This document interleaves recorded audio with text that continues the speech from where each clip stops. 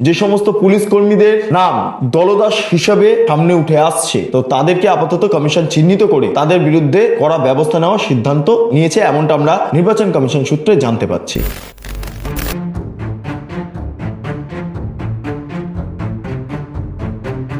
যারা দলদাস হিসাবে কাজ করছেন সেই সমস্ত পুলিশ অফিসাররা 1 মিনিটের রাস্তাকে ঘুরিয়ে ঘুরিয়ে ঘুরিয়ে ঘুরিয়ে 15 মিনিট ধরে সেন্ট্রাল ফোর্সকে চেনান।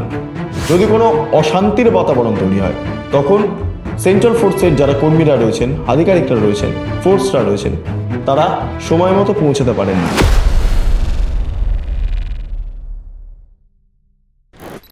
গত কয়েক বছর ধরে যে সমস্ত পুলিশ কর্মীরা মমতা বন্দ্যোপাধ্যায়ের অনুগত দাস হিসাবে কাজ করেছেন বা তৃণমূল কংগ্রেসের হয়ে সওয়াল করেছেন, সেই সমস্ত পুলিশ অফিসারদের নির্দিষ্টভাবে চিহ্নিতকরণের কাজ করল নির্বাচন কমিশন। কাজ ইতিমধ্যে শুরু হয়ে গিয়েছে। হ্যাঁ, নির্বাচন কমিশন মনে করছেন সংশ্লিষ্ট পুলিশ কর্মীদের হাতে নির্বাচন সংক্রান্ত নিরাপত্তার দায়িত্ব বা তার পাশাপাশি সেন্ট্রাল ফোর্সের রুট মার্চ সংক্রান্ত দায়িত্ব বর্তালে সেটা কোনোভাবেই নিরপেক্ষ হবে না। এক্ষেত্রে নির্বাচনের সময় অপ্রীতিকর বাতাবরণ তৈরির সম্ভাবনা থেকে যাবে। পুলিশ ইনঅ্যাক্টিভের যেই অভিযোগ সেটা থাকবে, তার পাশাপাশি পুলিশ নিষ্ক্রিয়তাকে সামনে রেখে একটা নির্দিষ্ট রাজনৈতিক দল ফায়দা লুটবে। এই গোটা সামগ্রিক পরিস্থিতির ওপর বিচার বিশ্লেষণ করে নির্বাচন কমিশন ইতিমধ্যে যে সমস্ত পুলিশ কর্মীদের নাম দলদাস হিসাবে সামনে উঠে আসছে বা রেড তালিকাতে রয়েছে বা লাল তালিকাতে রয়েছে, তো তাদেরকে আপাতত কমিশন চিহ্নিত করে তাদের বিরুদ্ধে কড়া ব্যবস্থা নেওয়ার সিদ্ধান্ত নিয়েছে, এমনটা আমরা নির্বাচন কমিশন সূত্রে জানতে পাচ্ছি। এক্ষেত্রে দাঁড়িয়ে নির্বাচন ঘোষণা হয়ে যাওয়ার পর সংশ্লিষ্ট পুলিশ কর্মীদের হয় বসিয়ে দেওয়া হবে, নয় সরিয়ে দেওয়া হবে। এখন দেখার বিষয় যে সংশ্লিষ্ট পুলিশ কর্মীদের ভবিষ্যৎ কি হয়। নমস্কার, আপনারা দেখছেন বেঙ্গল লিবার্টি, আমি বিট্টু রায়চৌধুরী। পুলিশ কর্মীদের নিরপেক্ষতা নিয়ে এ রাজ্যে প্রশ্ন বিস্তর। প্রচুর পুলিশ কর্মীরা রয়েছেন যারা নিজে থেকে মমতা বন্দ্যোপাধ্যায়ের একদম অনুগত হিসাবে জাহির করতে পিছপা হননি। যখনই মমতা বন্দ্যোপাধ্যায় কোনো সভামঞ্চে গিয়েছেন বা তিনি হেঁটেছেন, পুলিশ কর্মীদের একাংশ তারা রাস্তায় নেমে মমতা বন্দ্যোপাধ্যায়ের সাথে হেঁটেছেন যেন তারাই মমতা বন্দ্যোপাধ্যায়ের দলীয় কর্মী। এমনও হয়েছে ওয়েলফেয়ারের একাধিক সদস্য তারা মমতা বন্দ্যোপাধ্যায়ের সভাতে কার্যত সিভিল ড্রেসে তৃণমূল কংগ্রেসের প্রতিনিধি হয়ে উপস্থিত থেকেছেন, তাদের জন্য আলাদা আই কার্ডের ব্যবস্থা করা হয়েছে। এমন প্রচুর ঘটনা ঘটেছে এবং এইগুলো বিষয়কে সামনে রেখে বলা যেতে পারে পুলিশের নিরপেক্ষতা নিয়ে প্রশ্ন বিভিন্ন মহলে। প্রচুর পুলিশ আধিকারিকরা রয়েছেন যাদের নাম এই তালিকাতে রয়েছে যারা মমতা বন্দ্যোপাধ্যায়ের অনুগত দাস, এবং তাদেরকেই কার্যত সরানোর পক্ষে এই মুহূর্তে সওয়াল করছে নির্বাচন কমিশন। কারণ কমিশন বুঝতে পেরেছে সংশ্লিষ্ট ব্যক্তিদের হাতে আইন শৃঙ্খলাগত যে দায়িত্ব তা দিলে আইন শৃঙ্খলার অবনতি ছাড়া উন্নতি সম্ভব নয়, কোনো মতেই সম্ভব নয়। কি হবে আমরা যেটা জানতে পাচ্ছি, নির্বাচন ঘোষণা হয়ে যাওয়ার পরই সঙ্গে সঙ্গে সংশ্লিষ্ট পুলিশ কর্তাদের বা আধিকারিকদের বা পুলিশ অফিসারদের বদলি করা হবে অন্যত্র, অথবা বসিয়ে দেওয়া হবে।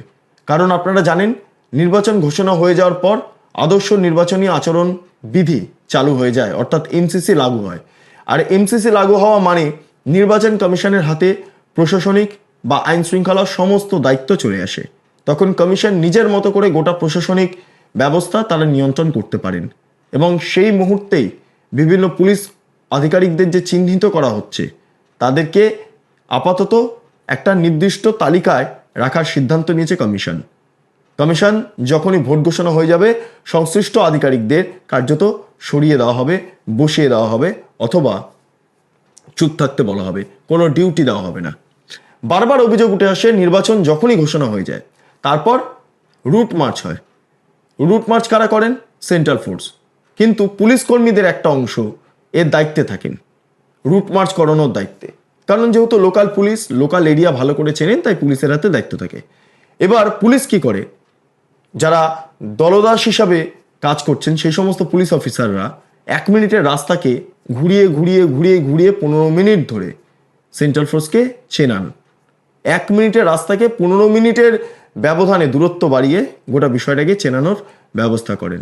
এতে কি হয়, যদি কোনো অশান্তির বাতাবরণ তৈরি হয় তখন সেন্ট্রাল ফোর্সের যারা কর্মীরা রয়েছেন, আধিকারিকরা রয়েছেন, ফোর্সরা রয়েছেন, তারা সময় মতো পৌঁছাতে পারেন না, অর্থাৎ 1 মিনিটের রাস্তা তারা 15 মিনিট ঘুরে যান, কারণ এইভাবেই রাস্তা তাদেরকে চেনানো হয়েছে।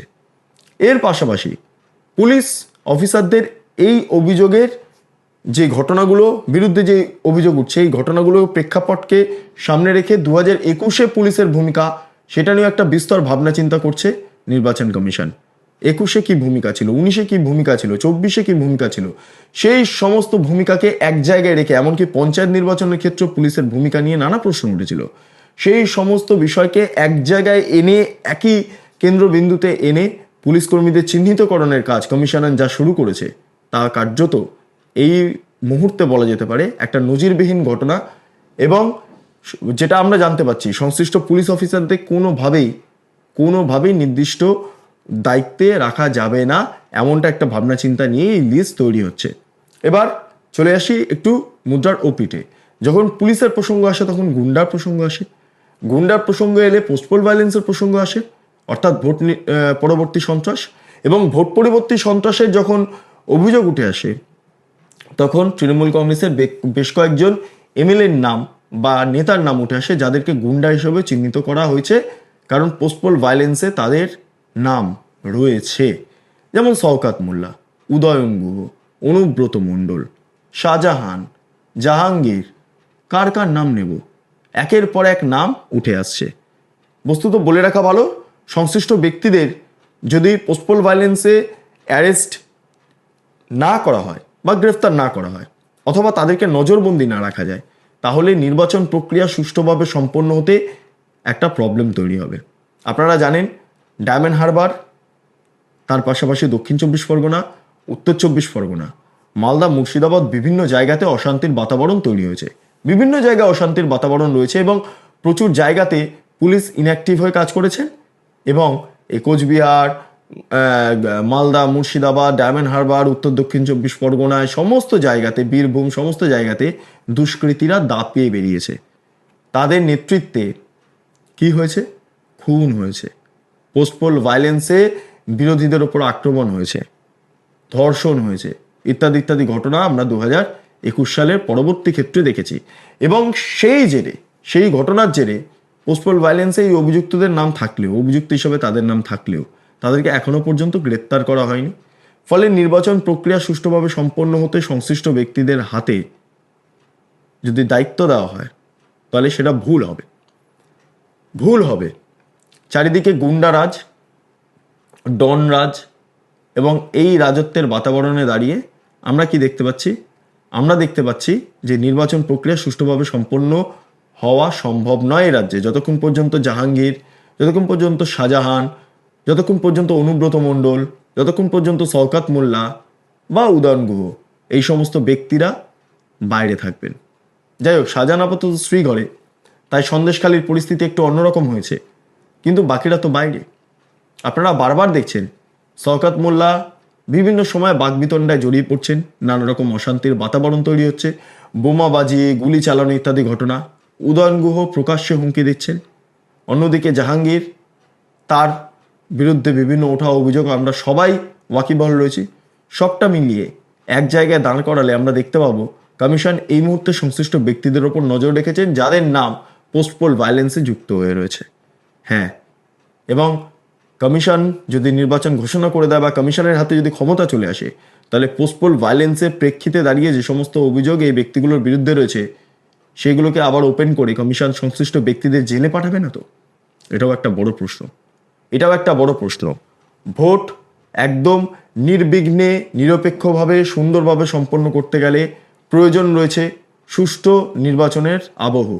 তার জন্য দলদাস পুলিশ হোক বা গুন্ডা পলিটিশিয়ানরা হোক যারা পোস্টপোল ভায়োলেন্সে অভিযুক্ত, তাদেরকে যদি ছেড়ে দেওয়া হয় তাহলে পরিস্থিতি হাতের বাইরে বেরিয়ে যাবে। তাই তাদেরকে আটকানোর জন্য কমিশন যে পদ্ধতি অবলম্বন করেছে বা তাদের চিহ্নিতকরণে কাজ করেছে সেটা খুব গুরুত্বপূর্ণ আজকের দিনে দাঁড়িয়ে। যাই হোক, আপনারা কি মনে করছেন আপনারা অবশ্যই কমেন্ট সেকশনে জানান। আপনারা এতক্ষণ ধরে দেখছিলেন বেঙ্গলিবেটি। চ্যানেলটি অবশ্যই ভালো লাগলে লাইক করুন, সাবস্ক্রাইব করুন, শেয়ার করুন, বেল আইকন ক্লিক করুন, www.bengalibeti.com, সেখানে ক্লিক করুন। সমস্ত খবর আপনাদের জন্য সাজানো রয়েছে। স্বাধীন, কাছেন এবং গেরিলা সাংবাদিকতার পাশে দাঁড়ান। অসংখ্য ধন্যবাদ।